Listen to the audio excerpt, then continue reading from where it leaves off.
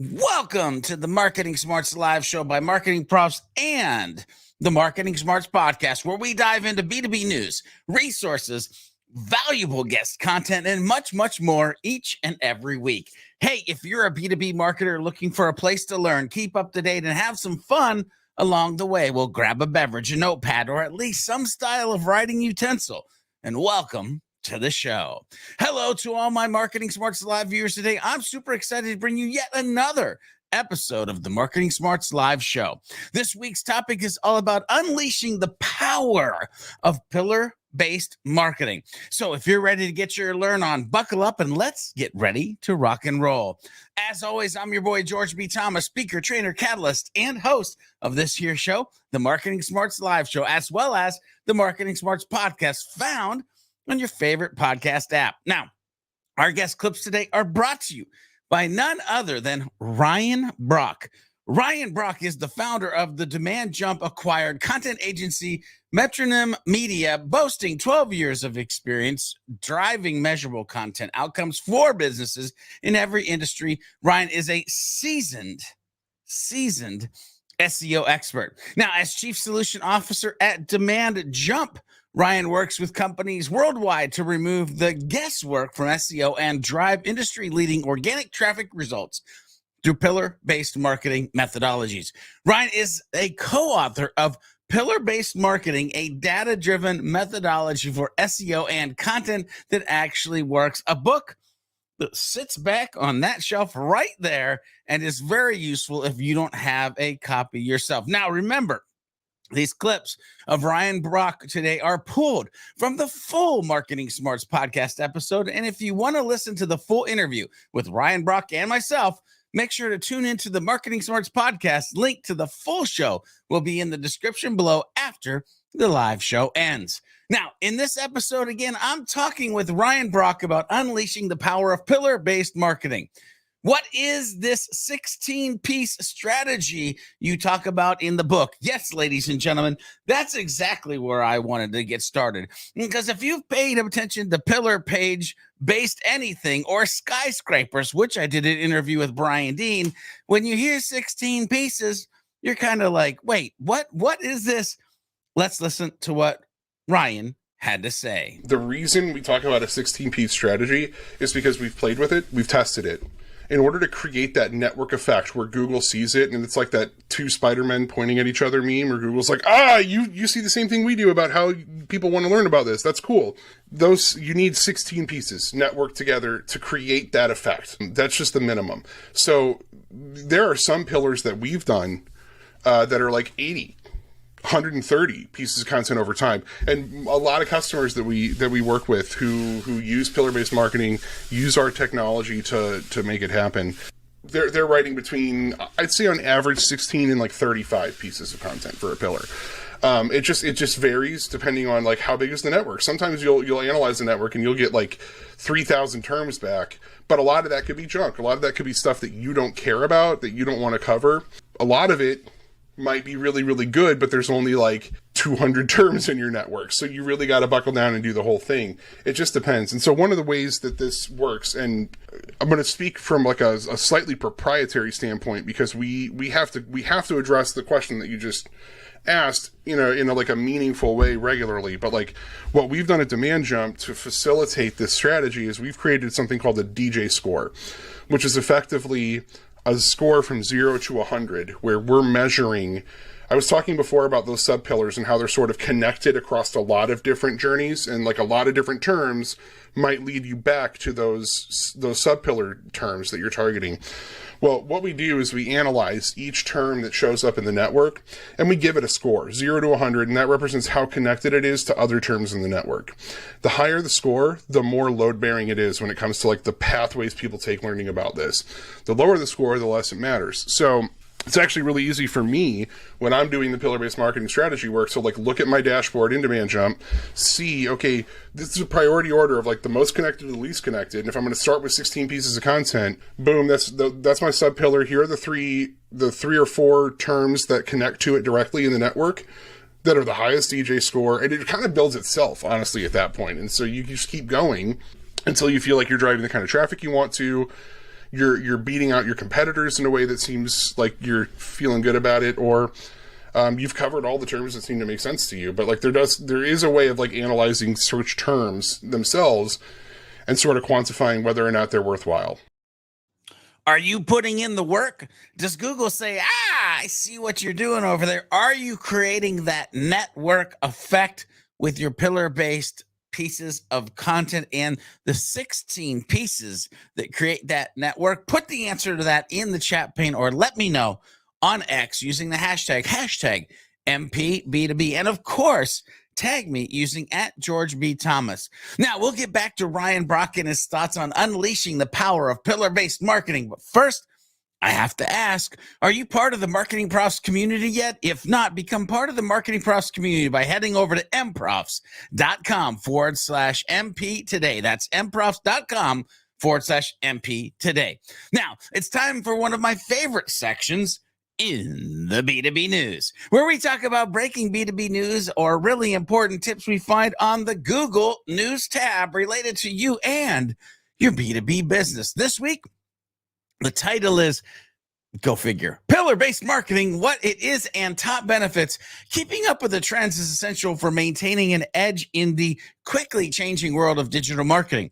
A cutting-edge tactic that has become more popular recently is pillar-based marketing. This strategy has changed how companies create and distribute their content, resulting in a higher level of engagement, better search engine presence, and overall marketing success. Want to understand pillar-based marketing, PBM? You'll hear that later too. Strategy? Well, to read the article, check out the link below when the live show is over. Actually, it's probably there right now, but you might want to wait till the end and go check out all the resources. So let's get back to Ryan Brock and his Marketing Smarts podcast episode and today's live clips. How do we get started with this methodology? And maybe more importantly, who might have a problem implementing it? That was my next question. Let's see what Ryan Brock has to say to that. How do we get started, and who might have a problem with this pillar-based strategy? The smarter your organization is with SEO, the harder it's going to be to accept this methodology. I found that when I work with like career SEOs who are in a position where they need to like provide value and prove value, what we ask people to do goes against a lot of what you've learned in SEO. Like, we don't care about keyword density. We don't care about cannibalization. Like, that's one thing that we hit all the time. When somebody sees the strategy that we'll put together around a topic, it'll be like clear that across a few of the blog posts, we're sort of covering the same information. Well, we're doing that because the data tells us we have to, and because it's good user experience to not assume that your readership has read every blog post on your website, because nobody does that. So, you're going to cannibalize this term. They're close enough. We're more concerned about broadening the net and reinforcing the network. So that's just one example of many, and there are many things where we say, forget about it. Like, search volume does not matter. I don't think about estimated search volume at all. I don't think about competition. I don't think about domain authority. I don't build links. That's another thing we can probably do a whole episode around. We haven't built a single link ever. We've never done any work to build links around this content that drives this kind of success. I have to ask, is your mind blown? Because when I hear that section, it's like, am I thinking about the wrong things, or am I thinking about too many things that I shouldn't be thinking about? Because as you can tell, Ryan and his team, they don't think about a lot of things that we traditionally have talked a lot about when it comes to content marketing. Well, we'll get back to Ryan Brock in a few minutes, but first, it's time for some dope B2B learnings from the vault of MarketingProfs articles. That's right, it's time to dig into the treasure trove of valuable information and pull out 2 pieces of gold to help you become a better B2B marketer. Article number 1 this week is how to level up your content marketing with topic cluster, and it's by Amy Bach. Not Ryan Brock, but Amy Bach. Very close, maybe confusing. Not anymore, because I explained it. Before we dive into why a topic cluster plan is a must-have for any content marketing strategy, let's start with some current SEO stats that demonstrate the critical role of organic search.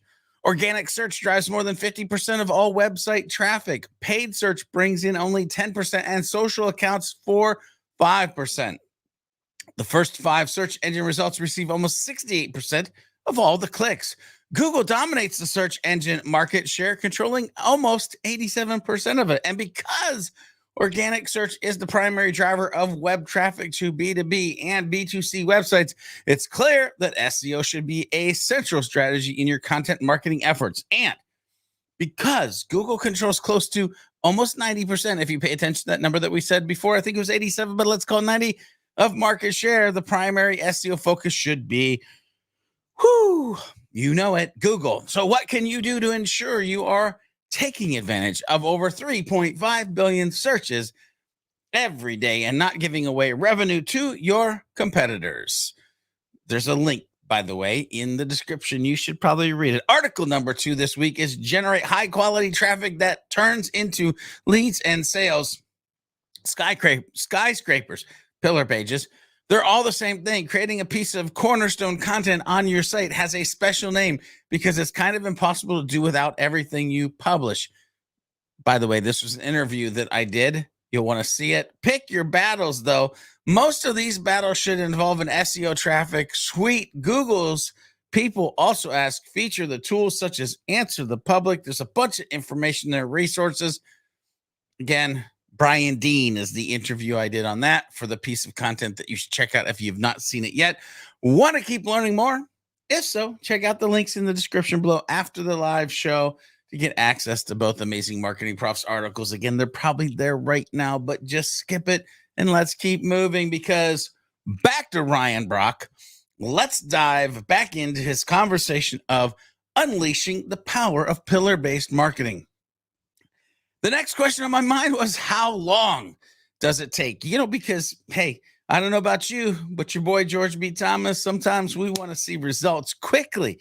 So the question is, how long does it take to see success, and what does success look like is what I wanted to ask Ryan next. And here's what he wanted to share with us on those questions. Within, I'd say, at most 2 weeks of publication of your content, you should start seeing page 1 rankings happen. And that's something that I haven't really touched on. I think I agree that we might want to come back and do a follow-up because I'm loving this conversation, but we don't care about scheduling. We don't care about calendaring. Like, we don't publish a blog post a week. We'd rather write 16 pieces of content that together are a network than publish them together as a network. And so when I talk about this time to value of 2, 3, 4 weeks, that's why I'm talking about it that way, because we drop the content as a network, not as individual pieces. That's super, super important, because we want that network to be the thing that's being, analyzed by Google and being explored by our readers. After all, it's a lot easier for a network of content around a topic to be considered authoritative versus a single page on a more focused subject to be authoritative. That's a lot harder to measure. But if all those pages are part of a network together, it works. So all that is just a little background to say that you drop that initial pillar, you've done it all right, your website's looking good, you're indexing quickly, you're getting crawled, and then within a few weeks at most, you're starting to see page 1 rankings. Over time, there might be some volatility in your rankings data, especially because the search experience just looks different from user to user right now. Google's going nuts. Everyone's going crazy with all the changes and everything that's happening with AI. You should start seeing it real fast. And so I've got dozens of charts from PBM practitioners who are publishing content and then going from 4th place compared to their competitors in terms of total rankings to 1st place in the span of just a couple of months. So 3 months is if you've published content, you've done everything the way that we teach you to do it, and in 3 months you haven't seen any results, something is very wrong, as opposed to the traditional SEO where that's the earliest you could expect to see results. Rate of speed, that's what I take away from that, and the historical results to what you could see with the PBM, which is, of course, a strategy you want to have here. We're going to get some words of wisdom from Ryan Brock here in a few minutes, but right now it's time to turn the spotlight on, let me think, you, the Marketing Profs community. Yep, time from the hashtag MPB2B community. Listen, ladies and gentlemen, we search far and wide in the hashtag MPB2B universe to find amazing information and conversations to bring to you, the masses. So first, make sure you're using the hashtag, and second, make sure you have fun and add value to the community along the way. Then we'll spotlight you or your crew on the show. This week, it's Vahi. That's right, our very own Vahi. and he's director of publications at MarketingProfs. And I will tell you this, it goes a little something like this. 1 in 3 people don't, by the way, you might be the one of the 3. Anyway, pay attention. 1 in 3 people don't understand corporate or industry jargon, or maybe you do, and maybe you're the one that writes it. Anyway, so skip the jargon and clarify your emails with simple, direct language. Synergy, work well together. Ding, ding, ding, ding. Make hay, make the most of the opportunity. Ding, ding, ding, ding.